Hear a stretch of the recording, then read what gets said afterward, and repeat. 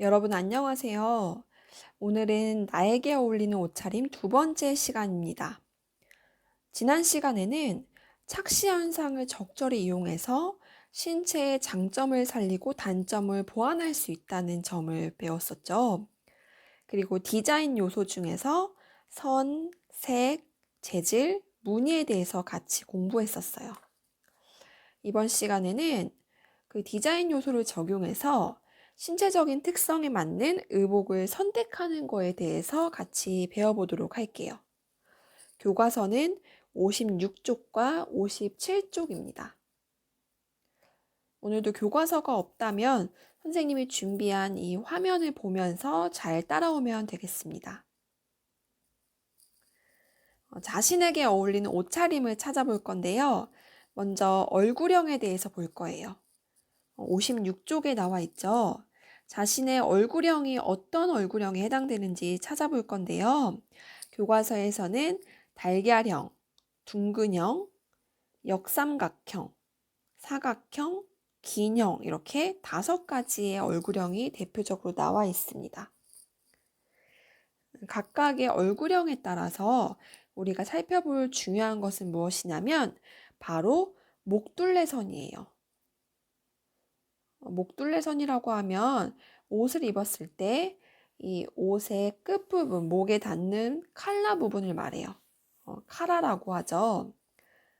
자신이 어떤 얼굴형이냐에 따라서 이 목둘레선을 선택하게 되면 이것 또한 착시 현상을 일으켜서 얼굴이 슬림해 보이기도 하고 또는 얼굴이 자신의 얼굴보다 또 다르게 표현되기도 해요. 목둘레선의 종류가 이렇게 많아요. 라운드, 스퀘어, 보트. 라운드는 둥근 형태를 말하죠. 그리고 보트, 터틀, 하이는 목둘레선이 원래 목둘레선보다 좀 높이 올라와 있는 그런 옷들을 말해요. 그리고 스퀘어, U형, V형, V넥이라고 하죠. 다이아몬드형, U형, V형 이렇게 있어요. 자신이 어떤 얼굴형인지 한번 찾아보고 교과서에 체크를 해주세요. 예를 들어보면 자신이 둥근형이다. 둥근 얼굴형을 좀 슬림하게 보이고 싶다. 그러면 목둘레선을 선택할 때 각진 목둘레선을 선택하면 착시 현상을 일으킬 수가 있겠죠. 그리고 얼굴이 긴형이다. 얼굴이 길어서 좀 짧아 보이게 하고 싶다. 그러면 목을 좀 짧게 할 수 있는, 짧아 보이게 할 수 있는 그런 목둘레선, 그것을 선택하면 착시 현상을 또 일으킬 수 있겠죠. 이렇게 얼굴형에 따라서 목둘레선을 달리 선택할 수 있다는 점을 기억해 주세요.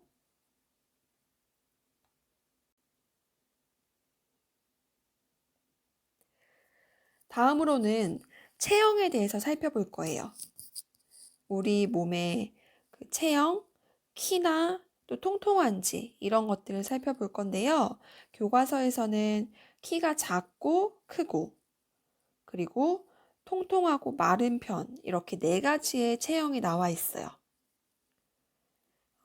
사람의 체형을 이렇게 4가지로만 딱 구분 지을 순 없지만 그래도 대표적으로 어느 쪽에 더 가까운지 이런 것들을 생각해 보면서 따라오면 좋겠어요.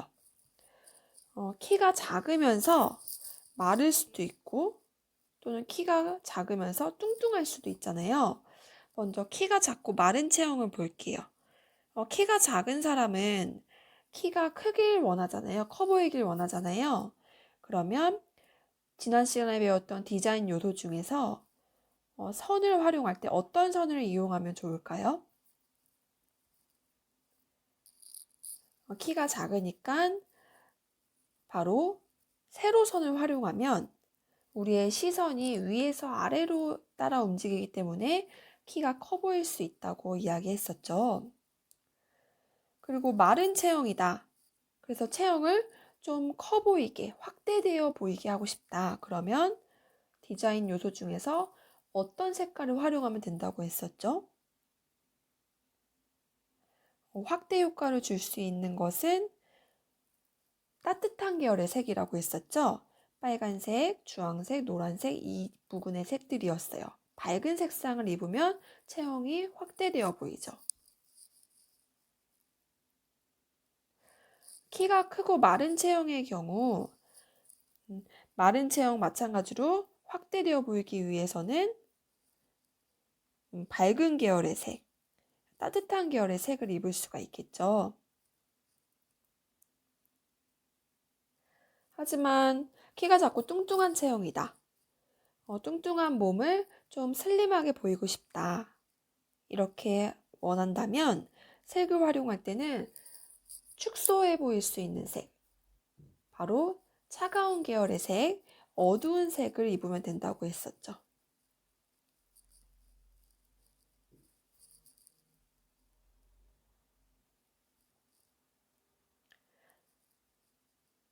뚱뚱한 체형, 차가운 색, 또 어두운 색 이런 계열의 색상의 옷들을 입을 수가 있고 또 선을 활용할 때도 키가 큰 사람들은 좀 아담해 보이고 싶으면 우리의 시선을 위아래가 아니라 옆으로 움직일 수 있게 하는 가로선을 활용할 수가 있겠죠. 그렇다면 여러분은 어떤 체형인가요? 한번 생각해 봐 주세요.